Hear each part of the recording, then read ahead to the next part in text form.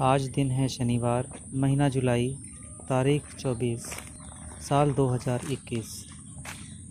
आज हम और चाचा जी दादाजी की अस्थियों का विसर्जन करने गंगा जी में जा रहे हैं।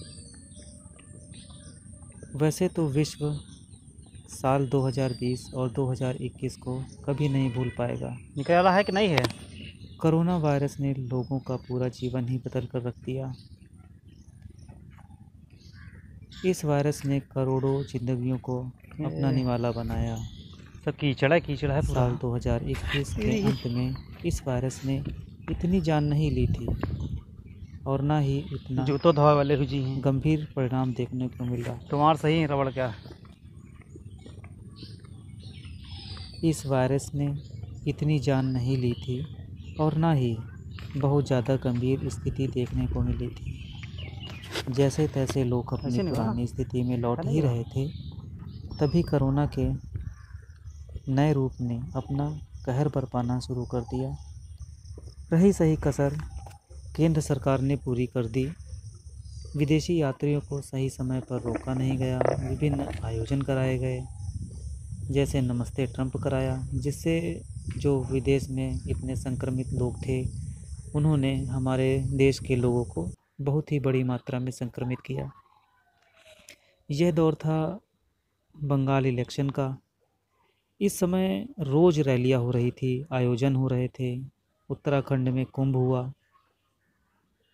इससे करोड़ों लोगों ने गंगा में स्नान किया और भीड़ इकट्ठा की गई। केंद्र व राज्य सरकारें अपनी स्वास्थ्य सेवाएं चुस्त दुरुस्त करने की बजाय कोरोना की पहली लहर पर विजय बना रहे थे और अपनी पीठ थपथपा रहे थे। साल 2020 के अंत में कोरोना के नए रूप ने अपना पैर जमाना शुरू कर दिया था। सरकारें महामारी के भयावह परिणामों से बेखबर थी और खबर थी भी तो आंखें बंद किए बैठी थी और इलेक्शन के प्रचार प्रसार में जोर शोर से लगी थी। धीरे धीरे फरवरी के अंत में और मार्च के शुरुआती दिनों में कोरोना से बड़ी ही संक्रमित लोगों की संख्याएं बढ़ती गईं।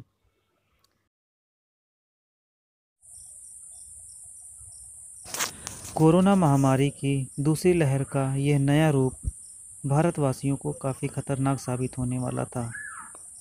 इस दौरान बूढ़े, जवान, बच्चों को कोरोना ने काफ़ी नुकसान पहुंचाया। अप्रैल के अंत से मई का पूरा महीना और जून का महीना इतना प्रलयकारी साबित हुआ जिसकी भरपाई हो पाना कभी संभव नहीं हो पाएगा। कई परिवार उजड़ गए।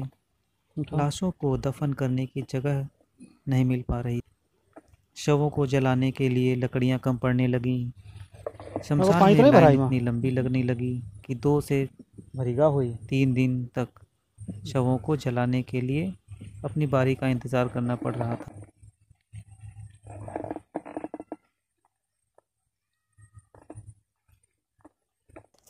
इसी दौरान 15 मई के आसपास, जिस समय चुनाव होने थे, मुझे और भाई को खांसी, सर्दी, जुकाम, बुखार आने लगा।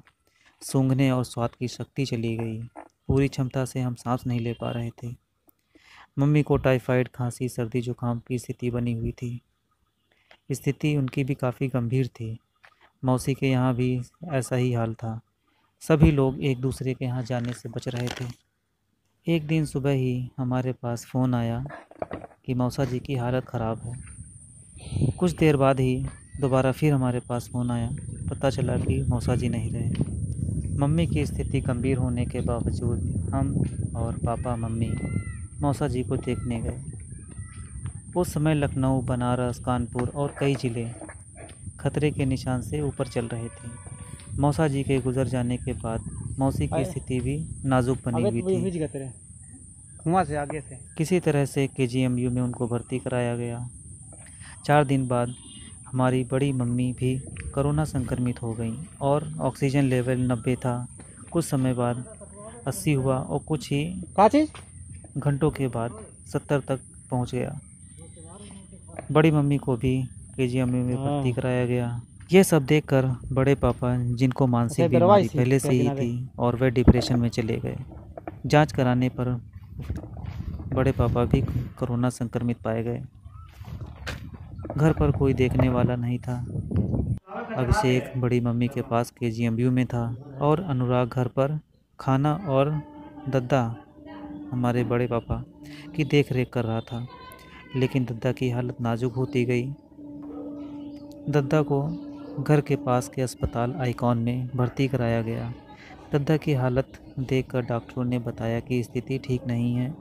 फिर भी हम लोग प्रयास करते रहे और लगभग 1 हफ्ते तक दद्दा ICU में भर्ती रहे। सांस नहीं ले पा रहे थे सही से और दद्दा की ट्रैकिया को काट दिया गया। सक्शन करके बलगम निकाला जाता। 1 हफ्ते बाद डॉक्टरों ने छुट्टी दे दी। 1 हफ्ते के बाद डॉक्टरों ने दद्दा को छुट्टी दे दी। घर पर आने के बाद शाम को दद्दा इस दुनिया में नहीं रहे। क्या फूल चढ़ावे थे? यह सब देखकर दादाजी को गहरा झटका लगा और वह इस सदमे को झेल नहीं पाए। वह दिन रात सोचा करते, कहते बाबूजी चले गए, बाबूजी चले गए। और दिन पर दिन दादाजी का खाना छूटता गया। वे खाना नहीं खा पा रहे थे और सीधा लेट भी नहीं पाते थे। सांस लेने में दिक्कत थी, ठीक से खड़े भी नहीं हो पाते और एक दिन गिर भी गए। उस दिन के बाद दादाजी कभी खड़े नहीं हो पाए और 8 दिन के बाद ही दादाजी भी इस दुनिया से चले गए। इस प्रकार से हमारे परिवार को लगातार 2 सदमों को झेलना पड़ा। शायद ही हमारा परिवार इस गम को कभी भूल पाएगा। और मैं और हमारा परिवार ईश्वर से यही प्रार्थना करते हैं कि दद्दा और दादाजी की आत्मा को शांति प्रदान करे।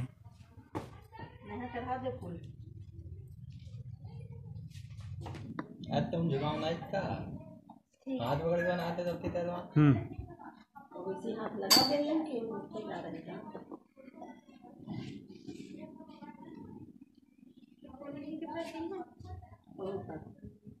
यही फूल पास सब लोग खिंचा ले जा, तुम जा, तुम जा,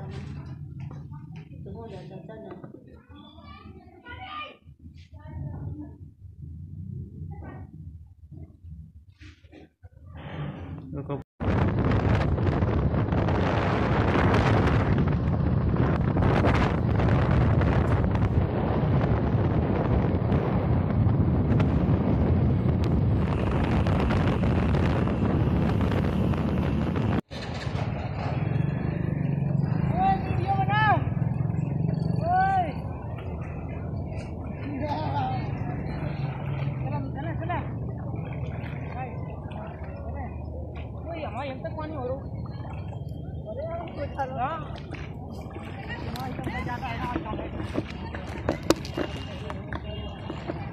लंबाई का मोल करो जाएगा। कोई आदमी खड़ा हो जाए, वो नहीं छोटा है क्या? जब मैं खड़ा हूँ मैं देख।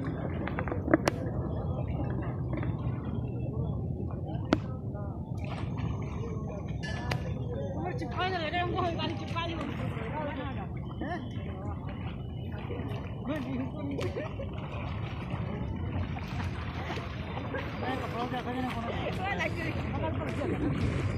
झोला ले पड़ा वाला।